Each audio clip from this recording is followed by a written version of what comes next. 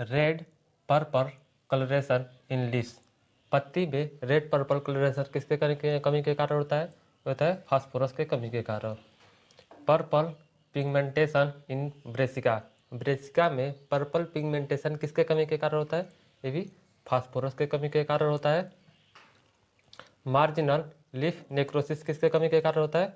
Potassium के कमी के कारण होता है। ब्लोची राइपेनिंग इन टमाटर। टमाटर में ब्लोची राइपेनिंग किसके कारण होता है? ये भी पोटेशियम के कमी के कारण होता है। Rice brown leaf spot. Rice में चावल में ब्राउन लीफ स्पॉट किसके कमी के कारण होता है? ये भी होता है पोटेशियम के कमी के कारण। येलो लीफ इन सोरघम। सोरघम में येलो लीफ, सोरघम की पत्तियां अगर पीली हो जाती है तो किसके कमी के कारण? ये भी आयरन के कमी के कारण होता है। Blue disease of banana. Blue disease of बनाना किसके कमी के कारण होता है? मैग्नीज के कमी के कारण, मैग्नीशियम के कमी के कारण। Rice crop is susceptible to deficiency. Rice crop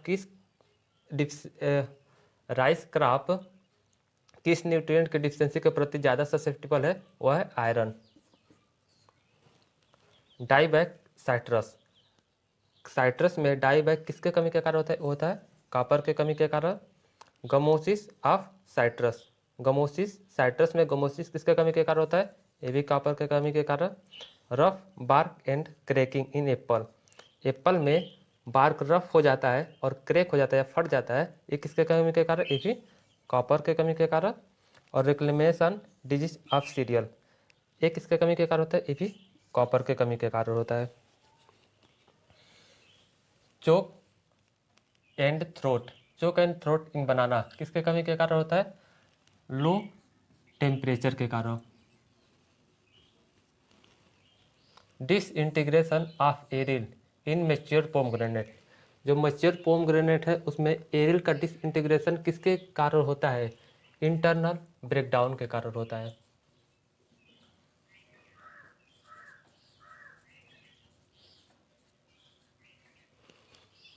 pink berry formation. Grapes में पिंक बेरी फार्मेशन किसके कारण होता है? यह हाई टेम्परेचर के कारण हो जाता है, हाई टेम्परेचर के कारण हो जाता है। सन स्काल्ड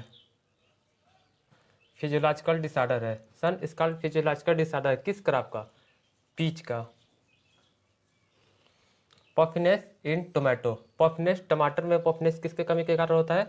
पुअर पॉलिनेशन के कारण।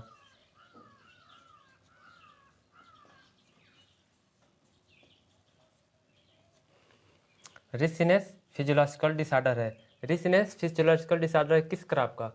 कॉलीफ्लावर का।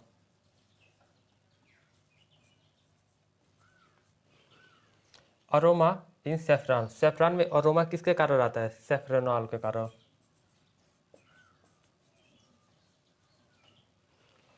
बिटरनेस इन सेफ्रॉन। बिटरनेस, सेफ्रॉन में बिटरनेस किसके, कड़वाहट किसके कारण, कमी के कारण आता है? पिक्रोक्रोनो पिक्रोक्रोनोसिन के कारण होता है। क्रोकम्ब इज फिजियोलॉजिकल डिसऑर्डर। क्रोकम्ब किसका फिजियोलॉजिकल डिसऑर्डर है? यह सपोटा का। अकोची डिजीज ऑफ राइस। राइस में अकोची डिजीज बहुत ही ज़्यादा फेमस है। ये किसके कमी के कारण होता है? यह होता है हाइड्रोजन सल्फाइड के कारण और एनारोबिक कंडीशन में होता है, एनारोबिक कंडीशन के कारण होता है। आप एक आंसर बताइए, सपोटा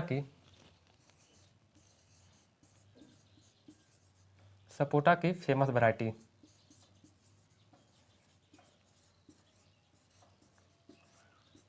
दो सपोटा के फेमस दो वैरायटी बताइए कमेंट में।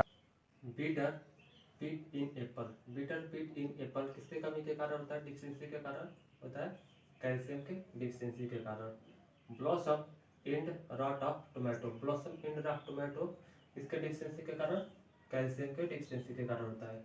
Calyx end rot in tomato. Calyx end rot tomato किसके डिफिशियंसी के कारण? ये भी कैल्शियम के डिफिशियंसी के कारण। पिल्लो डिजीज ऑफ कुकुम्बर, ये किसके डिफिशियंसी के कारण होता है? ये भी कैल्शियम के डिफिशियंसी के कारण होता है। येलो लीफ ऑफ सिट्रस, ये किसके डिफिशियंसी के कारण होता है मोलिब्डेनम के डिफिशियंसी के कारण। Yellowing in citrus, yellowing in citrus किसके डिफिशियंसी के कारण, ये भी मोलिब्डेनम के डिफिशियंसी के कारण। Blue chalk disease of oat, ये किसके डिफिशियंसी के कारण होता है, ये भी मोलिब्डेनम के डिफिशियंसी के कारण होता है। व्हिपटेल इन कैलीफ्लावर, ये किसके डिफिशियंसी के कारण, ये भी मोलिब्डेनम के डिफिशियंसी के कारण होता है। डाउनवर्ड कपिंग इन रेडिश, डाउनवर्ड कपिंग इन रेडिश में किसके डिफिशियंसी के कारण, ये भी मोलिब्डेनम के डिफिशियंसी के कारण। Scaled of leaf, scaled of leaf molybdenum के डिफिशियंसी के कारण होता है। और येलोइंग स्पॉट ऑन सिट्रस, ये भी मोलिब्डेनम के डिफिशियंसी के कारण होता है। इसमें से बहुत ज़्यादा इंपॉर्टेंट ये वाला है, बहुत ज़्यादा एग्जाम पूछ चुका है, ये भी एग्जाम में बहुत ज़्यादा पूछ चुका है। ये भी उसके बाद से ये भी बहुत ज़्यादा एग्जाम में पूछता है। ये तो सबसे ज़्यादा इंपॉर्टेंट है, बहुत ही ज़्यादा पूछ चुका है। इसके बाद से और 1 2 3 और बच रहा है, इसे भी आप पढ़ लीजिएगा। लेकिन ये जो ट्रिक लगाया ये बहुत ज़्यादा एग्जाम में पूछ चुका है अब तक। भी safe chlorosis on older leaf, भी सेफ क्लोरोसिस ओल्डर लीफ पे किसकी कमी के कारण दिखाई देता है, किसके डिफिशियंसी के कारण होता है, नाइट्रोजन के डिफिशियंसी के कारण। जनरल स्टार्वेशन एटीट्यूड, जनरल सामान्यतः भूखमरी किसके कमी के कारण होता है, ये भी नाइट्रोजन के डिफिशियंसी के कारण होता है। बटनिंग इन कैलीफ्लावर, कैलीफ्लावर में बटनिंग किसके कारण, नाइट्रोजन के डिफिशियंसी के कारण होता है। नेक्रोसिस ऑन ओल्डर लीफ, पुरानी पत्ती पे नेक्रोसिस का सिम्टम दिखाई देता है किसके कमी के कारण, ये भी नाइट्रोजन के कमी के कारण दिखाई देता है। Chlorosis of lower leaf, lower leaf पे भी क्लोरोसिस अगर दिखाई देता है, क्लोरोसिस होता है इसके किसके कारण, सीधे नाइट्रोजन के डिफिशियंसी के कारण। सीधे एग्जाम में ऐसे ही पूछा है। इंटर बेनाइलर क्लोरोसिस किसके कमी के कारण होता है, ये मैग्नीज के डिफिशियंसी के कारण होता है। स्पेकर येलो ऑफ शुगर बीट, ये किसके डिफिशियंसी के कारण होता है, ये भी मैग्नीज के डिफिशियंसी के कारण होता है। Grey speck disease of oat, oat में ग्रे स्पाइक किसके डिफिशियंसी के कारण होता है, ये भी मैग्नीज के डिफिशियंसी के कारण होता है। मार्स स्पॉट ऑफ पी, ये भी मैग्नीज के डिफिशियंसी के कारण होता है। ये तो बहुत ज़्यादा एग्जाम में पूछता है। पहला ब्लाइट ऑफ शुगर केन, ये किसके डिफिशियंसी के कारण होता है, ये मैग्नीज के डिफिशियंसी के कारण होता है। Frenching of tung trees, frenching of tung trees किसके डिफिशियंसी के कारण, मैग्नीज के डिफिशियंसी के कारण। ये भी बहुत ज़्यादा एग्जाम में पूछता है। लीफ ब्रॉन्जिंग इन लीची, लीची में लीफ ब्रॉन्जिंग किसके कारण होता है, ये जिंक की कमी के कारण होता है। वाइट बॉड ऑफ मेज, मेज में वाइट बॉडी किसके कारण होता है, ये भी जिंक के कमी के कारण होता है। Mottle leaf of citrus, citrus में मोटल लीफ किसके कमी के कारण होता है, ये भी जिंक के कमी के कारण होता है। खैरा डिजीज ऑफ राइस, धान में खैरा डिजीज किसके कमी के कारण होता है, किस माइक्रोन्यूट्रिएंट के, वो होता है जिंक की कमी के कारण। ये ना बहुत बार एग्जाम में पूछता है, ए और ए वाला, ये दोनों बहुत ज़्यादा इंपॉर्टेंट है। Little leaf of chilli, brinjal, काजू, कॉटन, लीची, एप्पल, मैंगो, ये सारे जो लिटिल लीफ ऑफ है ना, ये सारे जिंक की कमी के कारण होता है और ये खूब एग्जाम में पूछता है। क्लोरोसिस इन सोयाबीन, सोयाबीन में क्लोरोसिस किसके कारण होता है, ये भी जिंक के कमी के कारण होता है। एक बार फिर से देख लेते हैं। Little leaf of leaf bronzing in litchi, zinc के कमी के कारण। व्हाइट बॉड ऑफ मेज, ये भी जिंक के कमी के कारण। मोटल लीफ ऑफ सिट्रस, ये भी जिंक के कमी के कारण होता है। खैरा डिजीज ऑफ राइस, ये भी जिंक के कमी के कारण। Little leaf of chilli, brinjal, काजू, कॉटन, मैंगो, एप्पल, लीची, ये सारे जिंक के कमी के कारण होता है। और क्लोरोसिस इन सोयाबीन, ये भी जिंक के कमी के कारण होता है। यह माइक्रोन्यूट्रिएंट है। अब इधर ब्रोंजिंग ऑफ कॉलीफ्लावर, कॉलीफ्लावर में ब्रोंजिंग किस कमी के कारण होता है बोरान के कमी के कारण। Top sickness of tobacco, tobacco में टॉप सिकनेस किसके कमी के कारण होता है, ये भी बोरान के डिफिशियंसी के कारण होता है। Snake head in walnut, walnut में स्नेक हेड किसके कमी के कारण होता है, ये भी बोरान के डिफिशियंसी के कारण होता है। Heart rot of sugar beet and marigold, marigold और शुगर बीट में हार्ट रॉट किसके कमी के कारण होता है, ये भी बोरान के कमी के कारण होता है। Internal necrosis in mango, mango में इंटरनल नेक्रोसिस या क्रैकिंग ये किसके कमी के कारण होता है? बोरान के कमी के कारण होता है। Corking and pitting of fruits in tomato, जो टोमेटो का फ्रूट्स है उसमें पीटिंग और कॉर्किंग ही किसके कमी के कारण होता है? ये भी बोरान के डिफिशियंसी के कारण होता है। Brown heart of turnip, turnip में ब्राउन हार्ट किसके कारण होता है? उसके फ्रूट के अंदर काला कलर का बन जाता है, ये भी बोरान के कमी के कारण होता है। Fruit cracking of tomato pomegranate, ये भी बोरान के डिफिशियंसी के कारण होता है। क्राउन चोकिंग इन कोकोनट, कोकोनट में क्राउन चोकिंग किसके कारण होता है? ये भी बोरान के डिफिशियंसी के कारण होता है। हेन एंड चिकन डिसऑर्डर, ये बोरान के कमी के कारण होता है। और हेन एंड चिकन डिसऑर्डर किस क्रॉप का है? ये ग्रेप्स का है। ये बहुत बार एग्जाम में पूछ चुका है कि हेन एंड चिकन डिसऑर्डर किस क्रॉप से बिलोंग करता है? ग्रेप्स से बिलोंग करता है। किसके कमी के कारण होता है? बोरान के कमी के कारण होता है। फ्रूट नेक्रोसिस इन आंवला, फ्रूट नेक्रोसिस आंवला में किसके कमी के कारण होता है? बोरान के कमी के कारण। और black tip of mango, black tip of mango ये भी किसके कारण होता है? ये भी बोरान के डिफिशियंसी के कारण होता है। Khaira disease of rice zinc के कमी के कारण होता है। इसको वाई एल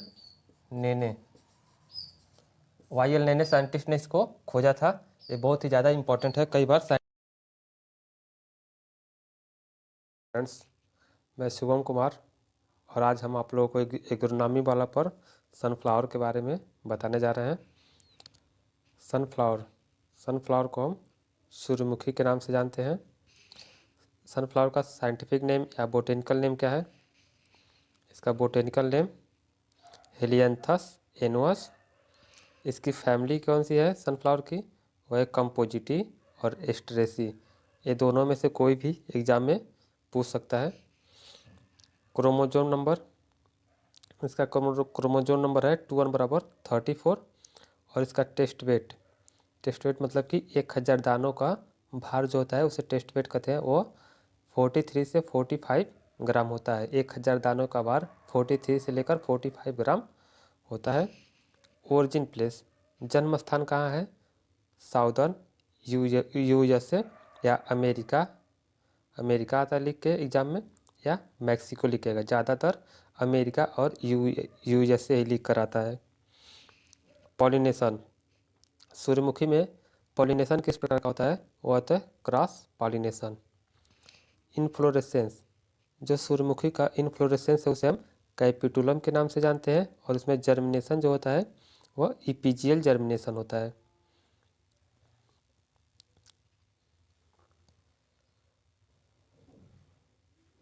उसके बाद से इसमें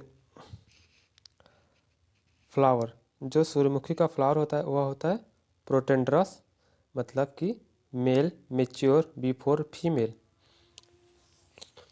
तो इसमें क्या होता है? प्रोटेंड्रस में मेल पहले ही मेच्योर हो जाता है फीमेल से। और पॉलिनेशन, पॉलिनेशन इसमें कैसा होता है? क्रॉस पॉलिनेशन होता है। इसको बोटेनिकल, तो इसमें सबसे ज़्यादा इम्पोर्टेंट बात याद करने वाली है इसकी साइंटिफिक नेम, फैमिली। सबसे ज़्यादा और ज़्यादा इम्पॉर्टेंट है फैमिली, ये दोनों नाम याद करना पड़ेगा, कंपोजिटी और स्ट्रेसी। टेस्ट वेट और क्रोमोजोम नंबर उतना नहीं पूछता है, ओरिजिन प्लेस ज़्यादा पूछता है। फिर उसके बाद से इनफ्लोरेसेंस किस टाइप का होता है? कैपिटोलम, ये भी पूछता है। जर्मिनेशन इपीजियल होता है, ये भी ज़्यादा पूछता है। यह प्रोटेंड्रस है, ये भी ज़्यादा इंपॉर्टेंट है। और पॉलिनेशन उतना इम्पॉर्टेंट नहीं है। और फिर बोटेनिकल डिस्क्रिप्शन इसका इम्पॉर्टेंट है। बोटेनिकल डिस्क्रिप्शन, यह एनुअल प्लांट है, मतलब एक वर्षीय पौधा है कि एक ही सीजन में यह प्लांट लगाने से लेकर सोइंग करने से लेकर कटाई तक एक ही सीजन में कंप्लीट हो जाता है, उसे एनुअल प्लांट कहते हैं। यह हर्बेसियस नेचर का होता है। इरेक्ट में सीधा पौधा यह होता है। प्लांट हाइट की बात करें, प्लांट हाइट कितना ऊंचाई तक होता है? यह 1.5 मीटर से लेकर 5 मीटर तक होता है। और इसको फीट में देखें तो 12 से 16 फीट होता है। ये बहुत इंपॉर्टेंट है, फीट एग्जाम में कई बार पूछा है कि प्लांट हाइट का फीट में कितना होता है, तो 12 से 16 फीट होता है। कलर ऑफ ऑयल, जो तेल होता है, ऑयल होता है सूर्यमुखी का, वह किस कलर का होता है? वह होता है लाइट येलो कलर का। सनफ्लावर सूर्यमुखी शॉर्ट ड्यूरेशन क्रॉप है, कम समय में ये तैयार हो जाता है, 80 से 100 दिनों में ही कट जाता है, लगाने से लेकर कटाई तक। फोटो इनसेंसिटिव है, ड्राउट टॉलरेंट है, सूखा सहन है, आइडियल कैच क्रॉप है। अगर आप कोई क्रॉप लगा रहे हैं और वो क्रॉप फेल हो गया तो आप उस क्रॉप के जस्ट तुरंत बाद जल्दी से सनफ्लावर को लगाकर आप उसको आप उगा सकते हैं। Seed multiplication ratio, seed multiplication ratio कितना होता है? एक से ज़्यादा रेशियो 80, मतलब ना कि आप एक सीड लगाएंगे तो 80 दाना उसमें से आपको मिल सकता है। यह होता है सीड मल्टीप्लिकेशन रेशियो। आप एक सीड आपने बुआई किया और 80 सीड आपको एकदम प्राप्त हो जाएगा। हाई क्वालिटी एडिबल ऑयल, जो हाई क्वालिटी एडिबल ऑयल इसमें पाया जाता है PUFA।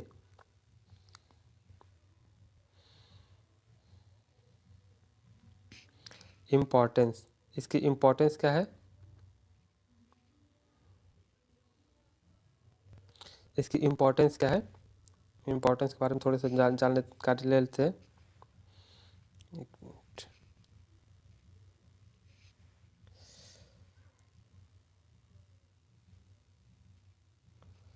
इम्पोर्टेंस, इसकी महत्व क्या है? इसका महत्व है sunflower oil is a rich source of linoleic acid 66%। जो सनफ्लावर है उसमें लिनोलिक एसिड पाया जाता है जो कि 66% होता है सनफ्लावर के ऑयल में, which help in washing out cholesterol deposition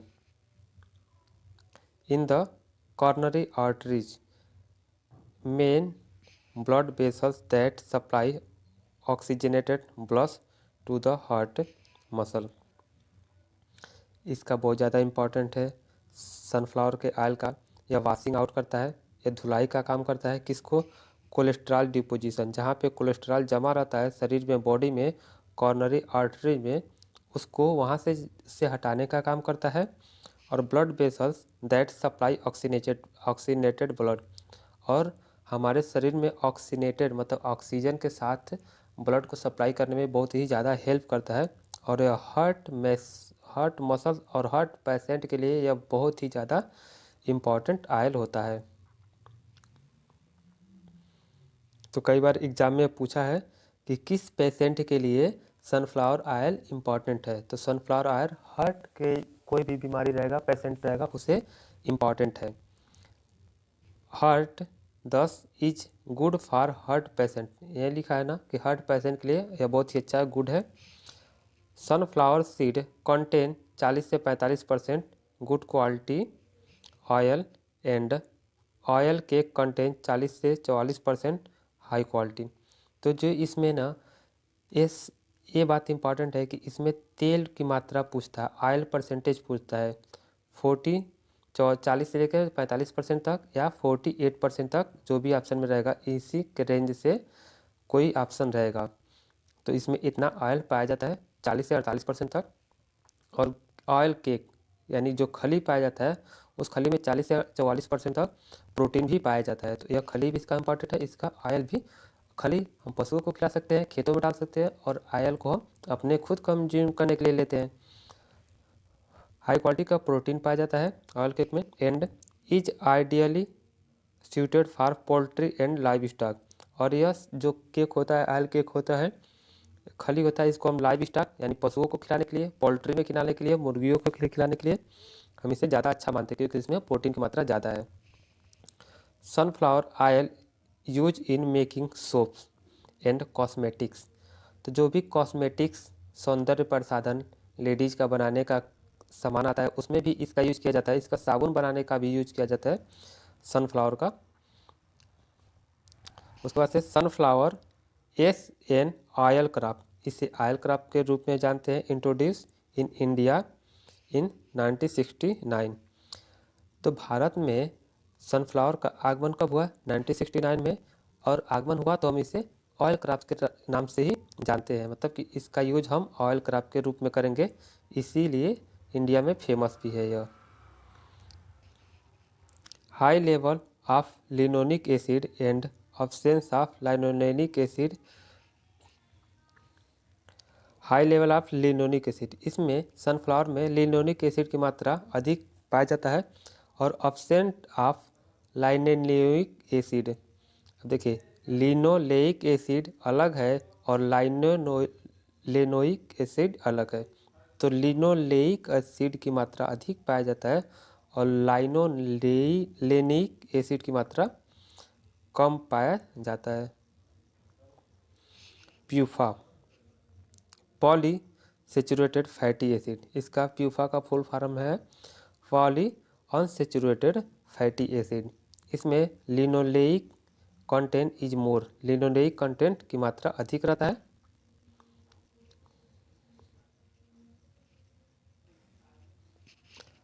sunflower was introduce into Europe in 16वीं सेंचुरी। जो सनफ्लावर है वो 16वीं शताब्दी में भारत में इंट्रोड्यूस हुआ था यूरोप से। First commercial production for oil 1830 से 1840। सबसे पहले तो 16वीं सेंचुरी में इसको सनफ्लावर को हम लोग जाने इंट्रोड्यूस हुआ यूरोप से, और फर्स्ट कमर्शियल प्रोडक्शन ऑयल के रूप में इससे सबसे पहली बार तेल निकाला गया 1830 से 1840 के बीच में। तब हम लोग जाने कि ये ऑयल क्रॉप है एक, इसे ज़्यादा उगाना हम लोग ने शुरू किया। प्रोडक्शन, प्रोडक्शन की बात करें, उत्पादन की,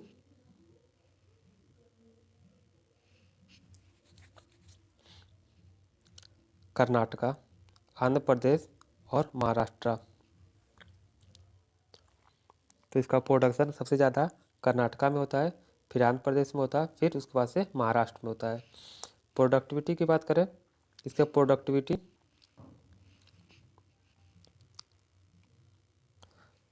की बात करें इससे हम, तो पंजाब में सबसे ज़्यादा प्रोडक्टिविटी, फिर उसके बाद से बिहार में प्रोडक्टिविटी, फिर उसके बाद से उत्तर प्रदेश में। फिर एरिया की अगर हम बात करते हैं तो सबसे ज़्यादा कर्नाटक में इसका एरिया है, फिर उसके बाद से आंध्र प्रदेश में, उसके बाद से महाराष्ट्र में। ये बात उतना इम्पॉर्टेंट नहीं है, लेकिन इसमें से एरिया अगर बात करें तो कर्नाटक का सबसे ज़्यादा है, फिर उसके बाद से प्रोडक्शन में कर्नाटक का भी ज़्यादा है। तो इसे दोनों को एक साथ याद कर सकते हैं, और प्रोडक्टिविटी में पंजाब। यही बस तीनों इसमें याद रखने की ज़रूरत है, ये सीक्वेंस याद करना उतना इम्पॉर्टेंट नहीं है। ग्रोथ स्टेज ऑफ सनफ्लावर, जो सनफ्लावर का ग्रोथ स्टेज है उसके बारे में थोड़ी सी जान लेते हैं। अलग अलग क्रॉप का ग्रोथ स्टेज अलग अलग होता है। तो germination and establishment of seedling, जो सीडलिंग का इस्टेब्लिशमेंट या सीडलिंग जब सोइंग कर देते हैं ज़मीन में तो कितने दिन बाद जम जाता है, या सीडलिंग स्टेज रहता है या जर्मिनेशन स्टेज रहता है, वो 0 से 15 दिन का रहता है। लीफी डेवलपमेंट, लीफ का डेवलपमेंट कितने दिनों तक रहता है, 15 से 35 दिनों के जो बीच का समय रहता है उसे लीफ डेवलपमेंट का समय मानते हैं। Flower bud stage, flower bud stage कितने दिन का रहता है, 35 से 65 दिन। और फ्लावरिंग स्टेज, जो फ्लावरिंग स्टेज रहता है वो 65 से 80 दिन का रहता है के बीच का समय। और सीड डेवलपमेंट का जो समय रहता है वह 80 से 125 दिन का रहता है। तो यह क्रॉप मैक्सिमम से मैक्सिमम 130 दिन का यह क्रॉप है ही, मैक्सिमम 130 दिन का है। नहीं तो शॉर्ट ड्यूरेशन वाले तो कुछ 80 दिन में, 90 दिन में, 100 दिन में भी हो जाते हैं, लेकिन मैक्सिमम 130 दिन का ही ये क्रॉप है। अब प्लांट के थोड़ा सा बारे में जान लेते हैं, इसमें स्टेम कैसा होता है, इसमें लीफ कैसा होता है। तो मोस्टली अनब्रांच, जो स्टेम होता है ना वो अनब्रांच होता है। जैसे कि यह एक सीधा पौधा है ना, तो यह एक सीधा पौधे की तरह ही रहता है इसका स्टेम, इसमें कोई भी ब्रांच ऐसे ऐसे नहीं निकलता है। इसमें से अगर इस तरीके का निकलता है तो उसमें से लीफ और फ्लावर ही निकलते हैं, लीफ और फ्लावर ही निकलते हैं, और कुछ नहीं निकलते हैं। इसमें से ब्रांच नहीं, ऐसे ब्रांच नहीं निकलता है। तो स्टेम क्या होता है, मोस्टली अनब्रांच होता है। और बेसल ब्रांचिंग यूजफुल, जो बेसल एकदम ब्रांचिंग इसमें यूजफुल रहता है, लीफ एग्जाइल ब्रांचिंग प्रॉब्लम होता है। Green stem contribute for photosynthesis, जो हरे पार्ट रहते हैं उसमें फोटोसिंथेसिस होता है। लीफ एग्जाइल ब्रांचिंग प्रॉब्लम, इसमें लीफ में एक्सिल एग्जाइल ब्रांचिंग वो बहुत ही समस्या का बात रहता है। इसमें ज़्यादा मोस्ट आप लोगों को बस याद करना है कि अनब्रांच स्टेम इसका होता है। बस लीफ कैसा होता है, लिमिटेड नो ऑफ नोड, इसमें कोई नोड नहीं होता है। जैसे कि आपने धान में गेहूं में 6 नोड 7 नोड ऐसे आप देखेंगे कि यह गेहूं का एक डंठल है, तो यहाँ पे कुछ दूरी पे एक नोड बना रहता है, फिर एक दूरी पे कुछ नोड बना रहता है, फिर कुछ दूरी पे नोड बना रहता है, फिर कुछ दूरी पे 6-7 नोड रहता है, और वहाँ से फिर पत्ती ऐसे निकला रहता है। लेकिन इस क्रॉप में कोई नोड नहीं पाया जाता है। लिमिटेड नंबर ऑफ नोड, इसमें लिमिटेड जो होता है number of node. Arrange alternate at right angle, alternate भी होता है, अगर होता है तो अल्टरनेट होता है, एक किस साइड होता है, यह पौधा है तो एक किस साइड होगा, फिर एक किस साइड होगा, एक किस साइड होगा तो एक इस साइड होगा, इस तरीके से होता है। सीड की बात करें तो sunflower seed is called, sunflower seed को क्या कहते हैं, एकेन। ये बहुत ही ज़्यादा इम्पॉर्टेंट है और बहुत ही ज़्यादा पूछता है, यह कई बार FCI के एग्ज़ाम में पूछ चुका है। डॉर्मेंसी नॉर्मली 10 से 45 दिन का, अगर इस सीड को आपने कटाई किया फिर उसके बाद से 10 से 45 दिन का इसमें डॉर्मेंसी होता है, फिर उसके बाद से यह सीड जर्मिनेट होना शुरू हो जाता है। तो इसमें डॉर्मेंसी पीरियड ज़्यादा दिन का नहीं होता है, केवल 10 से 45 दिन का ही होता है। ऑयल की बात करें तो 36 से 37%, ये 36 से 37% आप मत याद रखिए, ये आप 40 से लेकर 48% आप याद रखिए oil percentage. Climate and soil की बात करें तो टेम्परेचर रेंज 8 से 34%। जो सनफ्लावर सूर्यमुखी के अगर आपको फसल लगाना है अपने खेतों में तो उस समय आप देख लीजिए कि टेम्परेचर आपके पास खेतों में 8 से 34 डिग्री सेल्सियस के बीच में हो, और मैक्सिमम टेम्परेचर तो 25 से लेकर 35 के बीच का ही होना चाहिए। बट ऑप्टिमम जो उपयुक्त टेम्परेचर है वह 20 से 25 डिग्री सेल्सियस का है। ये टेम्परेचर भी उतना इम्पॉर्टेंट नहीं है। Any soil with good drainage is more important, कोई भी सॉइल हो कोई भी मिट्टी हो लेकिन वहाँ पे ड्रेनेज सिस्टम बहुत ही अच्छा होना चाहिए, क्योंकि ज़्यादा दिन तक पानी लगा रहेगा तो ये प्लांट खराब हो जाएगा। Neutral to moderately alkaline soil, neutral से मॉडरेटली अल्कलाइन सॉइल इसके लिए चाहिए जिसका pH 6.5 से 8 होना चाहिए, उस खेत का pH 6.5 से 8 होना चाहिए। Crop complete failure in Sandy soil with pH 4 to 6, अगर हमारे खेत का pH 4 से 6 के बीच में रहेगा, 4.6 रहेगा, अगर हमारे खेत का pH 4.6 रहेगा तो और वह सैंडी सॉइल रहेगा तो हमारी क्रॉप जो है पूरी तरीके से नष्ट हो सकता है, फेल हो सकता है, हमें कुछ प्रोडक्शन नहीं मिल पाएगा। तो हमें उस सॉइल में नहीं खेती करना है सूर्यमुखी का जिसका pH 4.6 हो या सैंडी सॉइल हो, हमें उस सॉइल में अपने सनफ्लावर को नहीं लगाना है। वैराइटीज़ की बात करें तो CO1, CO2, CO3, CO4, modern, K2, K1, BSH1, EC68415, ये सारे वैरायटी हैं। अब आप कंफ्यूज करने के लिए एग्जामिनर पूछ सकता है कि CO1 किसकी वैरायटी है, और शुगर केन और सनफ्लावर आपको दोनों दे देगा तो वहाँ पे कंफ्यूज हो सकते हैं, क्योंकि शुगर केन का भी जो वैरायटी आता है वो CO से लिख के आता है, कोयम्बटूर CO फॉर कोयम्बटूर, तो और सूर्यमुखी में भी CO से आया है, तो आपको कंफ्यूज नहीं होना है। वैसे तो जो शुगर केन का वैरायटी आता है CO 1 2 3 4 करके नहीं आता है, उसमें 3 नंबर या 2 नंबर ही लिख के आता है, एक एक ऐसे नंबर 1 2 3 4 लिख के सिंपल नहीं आता है।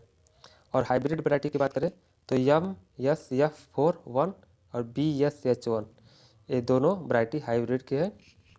सोइंग, अगर हम बुआई कर रहे हैं तो रेन फेड अगर हमारे पास रेनफेड समय है और तो उसे हम जून से जुलाई में बुआई करेंगे।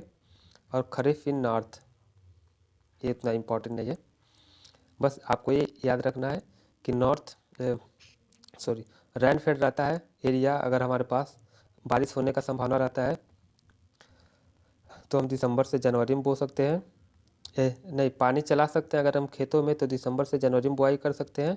और रेनफेड सीजन रहे तो हम जून से जुलाई में बुआई कर सकते हैं। बारिश का अनुमान रहे तो जून से जुलाई में कर सकते हैं।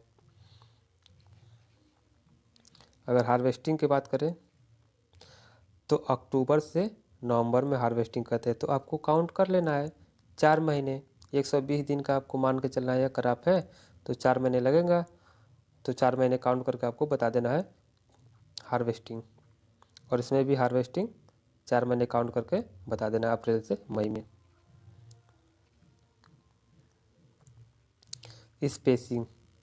स्पेसिंग की बात करें कि हम कितनी दूरी पर फसल को लगाते हैं, एक पेड़ से दूसरे पेड़ के बीच में दूरी कितनी रखते हैं। स्पेसिंग 2 सीड्स पर होल्स, एक अगर आप होल्स बनाते हैं ऐसे तो उसमें 2 सीड आपको डालने हैं, तो 2 सीड पर होल्स डालने हैं। तो 30 × 10 सेंटीमीटर पे अगर हम पौधे को लगाते हैं, रो से रो की दूरी 30 सेंटीमीटर और प्लांट से प्लांट की दूरी 10 सेंटीमीटर रखते हैं, और 2 सीड हम डालते हैं, तो हमें 30 kg सीड की आवश्यकता होगा 1 हेक्टेयर के खेत को लगाने के लिए। और 30 × 15 सेंटीमीटर पर अगर हम सीड को डालते हैं, बुआई करते हैं, तो हमें 20 kg सीड की आवश्यकता होगी।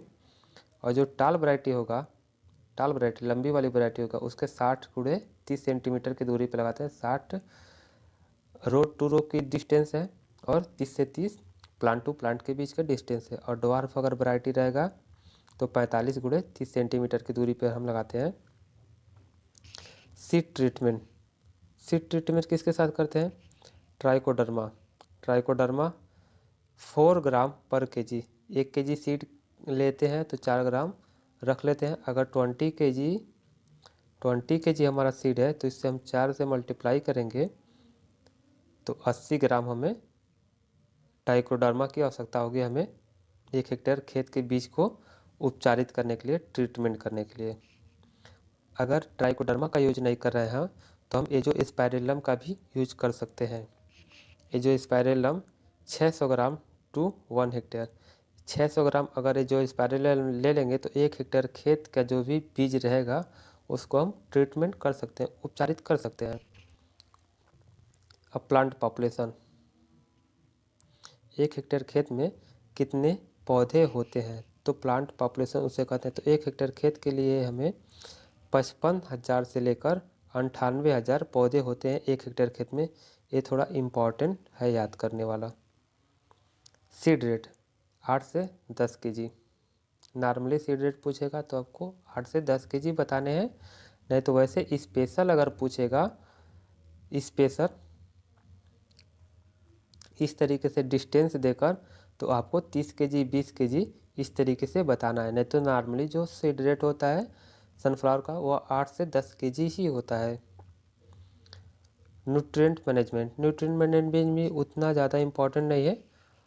Fast growing high oil yielding दस रिक्वायर मोर न्यूट्रिएंट, जो जल्दी बढ़ने वाले पौधे हैं, जल्दी ज़्यादा उत्पादन देने वाले पौधे हैं, तो उसके लिए हम थोड़ा सा न्यूट्रिएंट का मैनेजमेंट करना आवश्यकता होता है, लेकिन ये एग्ज़ाम में उतना पूछेगा नहीं। तो अगर ये तमिलनाडु है तो वहाँ पे 40 kg nitrogen, 20 kg phosphorus, 20 kg potash. Uttar Pradesh में 80 kg नाइट्रोजन, 60 किलो फास्फोरस और 40 kg पोटास देते हैं, लेकिन ये इतना इम्पॉर्टेंट नहीं, आप उसे नहीं पढ़ेंगे तो भी काम चल जाएगा। वीड मैनेजमेंट, खरपतवार को कैसे रोकथाम कर सकते हैं? Weed competition between up to 60 days of sowing, हमारे सीड सोइंग करने के 60 दिन के अंतर ही बीड का ज़्यादा कंपटीशन होता है। बीड प्रतिस्पर्धा करता है एक दूसरे से, पौधे का न्यूट्रिएंट लेगा, पौधे का सनलाइट लेगा, पौधे का वाटर लेगा, जो हम खेत में डालेंगे वो सारा कुछ वीड ले लेता है, घास लेता है, खरपतवार, वो हमारे क्रॉप को थोड़ा सा दिक्कत पहुंचाता है। प्री इमरजेंस के रूप में पेंडिमेथिलिन, फ्लोक्लोरारिन, 2 kg पर हेक्टेयर के से डाल सकते हैं। प्री इमरजेंसी क्या, आप फसल लगाएं और फसल के जर्मिनेट होने से पहले आप इस दवा को डालकर पेंडिमेथिलिन को डाल देते हैं, फ्लोक्लोरालिन को डाल देते हैं, तो उसमें घास नहीं जमेगा। तो इससे हम फसल जमने से पहले इस दवा को डालने को प्री इमरजेंसी कहते हैं। इरिगेशन सिंचाई, seedling, flowering and seed development stage are critical. तो इसमें 3 स्टेज है, पानी चलाने का 3 स्टेज कौन सा है। सबसे पहला स्टेज है, सबसे क्रिटिकल स्टेज है सीडलिंग स्टेज, सेकंड है फ्लावरिंग स्टेज और थर्ड है सीड डेवलपमेंट स्टेज। तो यह 3 स्टेज पर हमें पानी देने की आवश्यकता बिल्कुल ज़रूरी रहता है। यील्ड की बात करें तो इस क्रॉप में हमें 15 से 20 कुंटल पर हेक्टेयर यील्ड प्राप्त होता है, वो भी खरीफ और रबी सीजन में। खरीफ और रबी सीजन में 15 से 20 कुंटल हमें सीड प्राप्त होते हैं और 15 से 16 कुंटल हमें जायज़ में प्राप्त होते हैं।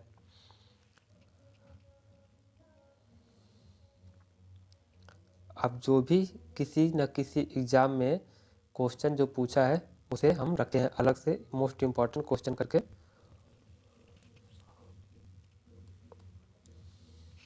सनफ्लावर क्या है, C3 पौधा है, क्रॉस पॉलिनेटेड पौधा है और प्रोटेंडरस पौधा है।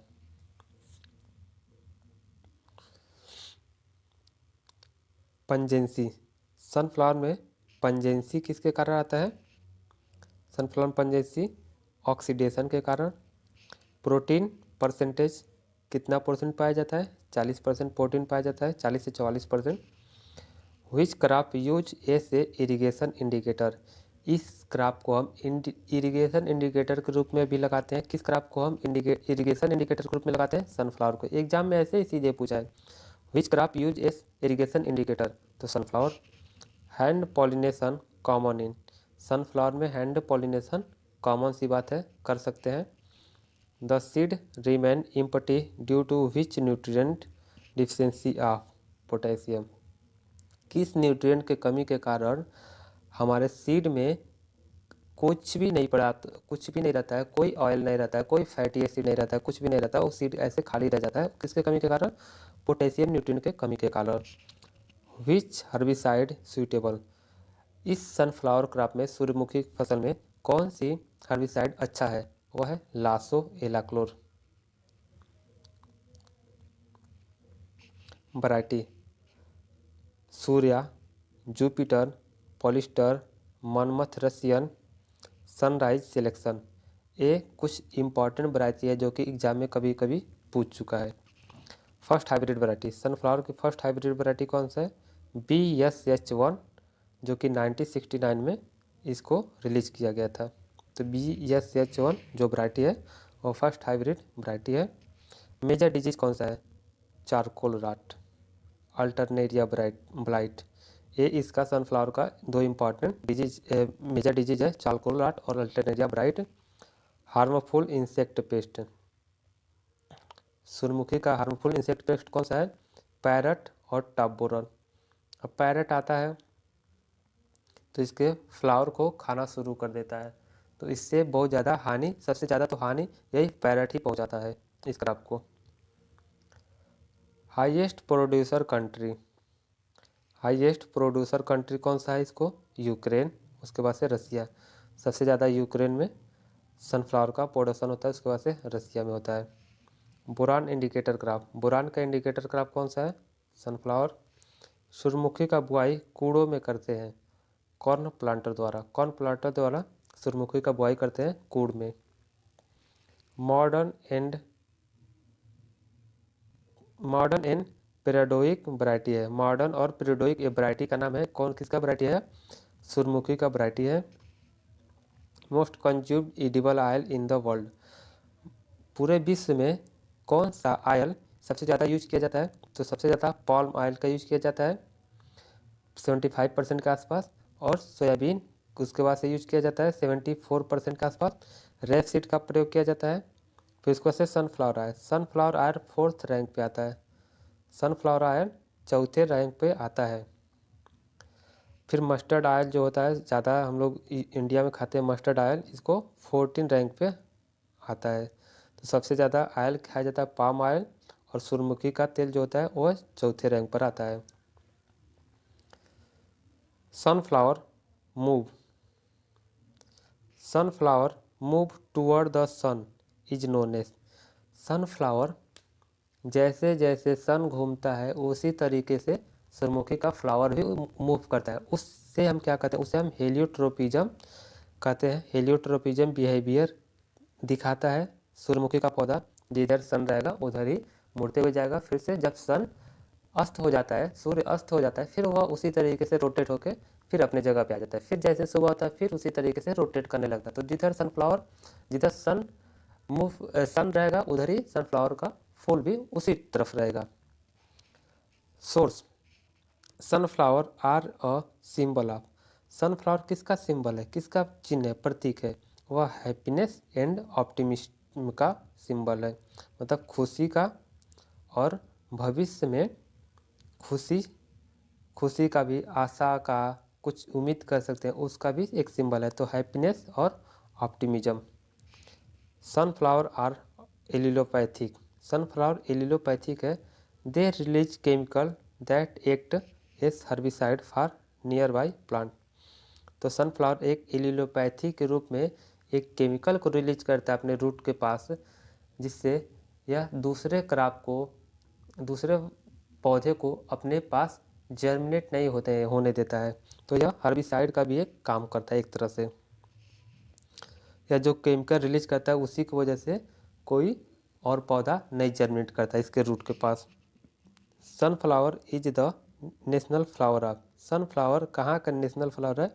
यह यूक्रेन का नेशनल फ्लावर है। सनफ्लावर यूक्रेन का नेशनल फ्लावर है। तो फ्रेंड्स, अगर अच्छा लगा हो तो आप एक बार लाइक भेज दीजिएगा और कमेंट करिएगा कि कैसा लगा आपको। Thanks for watching.